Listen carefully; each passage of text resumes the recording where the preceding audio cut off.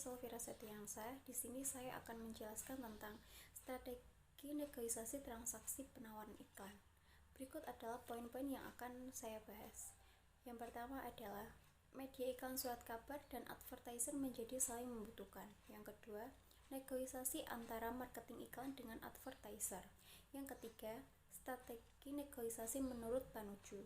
Dan yang keempat, strategi negosiasi transaksi penawaran iklan di surat kabar.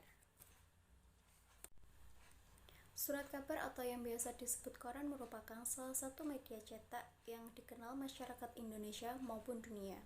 Keberadaan iklan pada surat kabar mampu menyamai keberadaan berita atau karangan. Hal ini dikarenakan iklan merupakan sumber kehidupan surat kabar. Tanpa iklan, dapat dikatakan tidak mungkin suatu perusahaan media cetak dapat mempertahankan eksistensi yang mampu menghasilkan suatu media cetak. Media iklan surat kabar dan advertiser menjadi saling membutuhkan. Advertiser merupakan sumber pendapatan bagi surat kabar, sedangkan surat kabar merupakan media iklan yang sangat membantu advertiser untuk memasarkan produknya agar lebih dikenal masyarakat luas.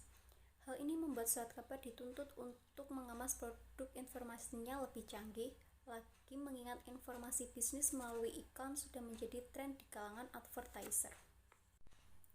Negosiasi antara marketing iklan dengan advertiser.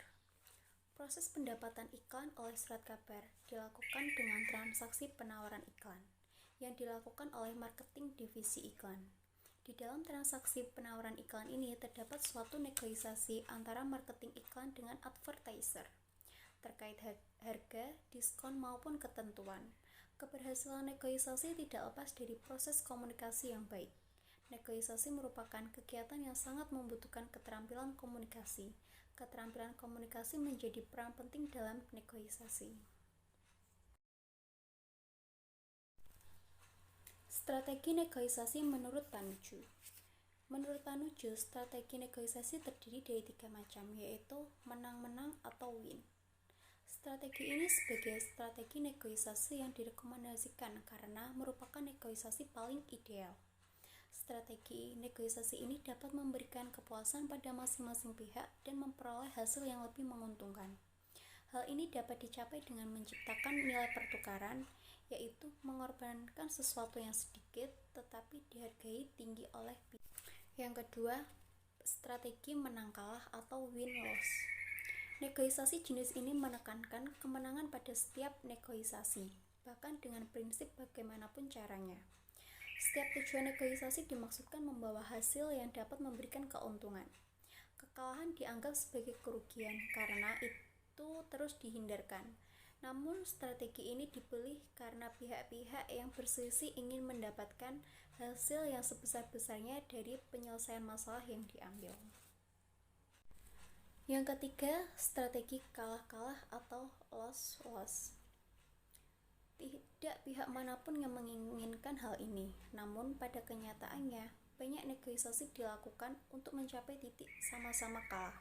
Akibatnya menimbulkan perselisihan antara kedua belah pihak, yang pada akhirnya tidak mendapatkan hasil yang diharapkan.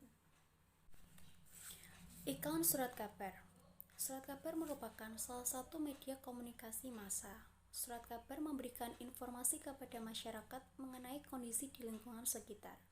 Salah satu fungsi surat kabar adalah menyampaikan iklan dari advertiser kepada masyarakat untuk mengenalkan kegiatan usahanya.